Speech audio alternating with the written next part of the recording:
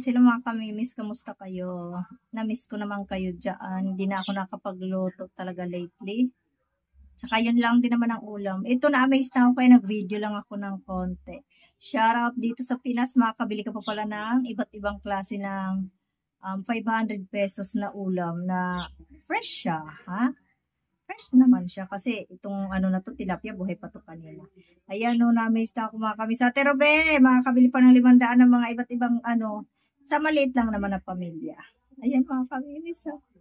Sinasabi ko mga kamimis o, diba? 3 tilapia, nabuhay pa yan kanina. 150 yan. Tapos itong galunggong na 4 na piraso. O, ayan, GG na malalaki yan. 65.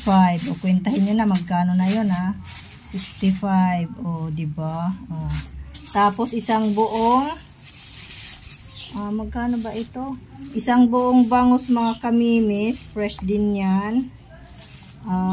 Magkano ba ito? Kasi 150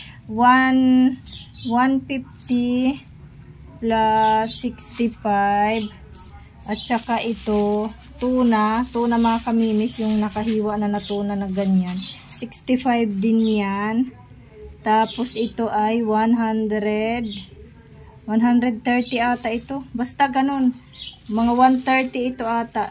130 or kasi 3, 4. Basta ito may sa sukli na ano na may sukli pa akong 60 pesos sa 500. Ayan ito.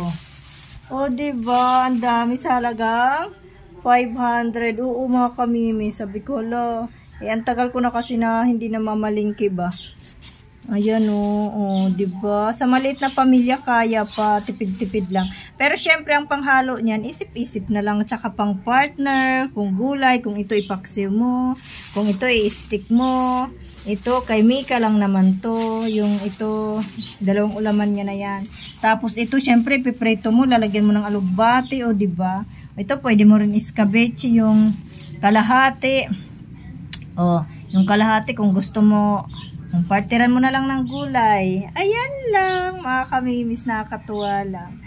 Miss you guys. Thank you always for watching. Shout out sa lahat ng nagko-comment. At asahan nyo't babalikan ko kayo hanggang ngayon. Love you all guys. Bye-bye.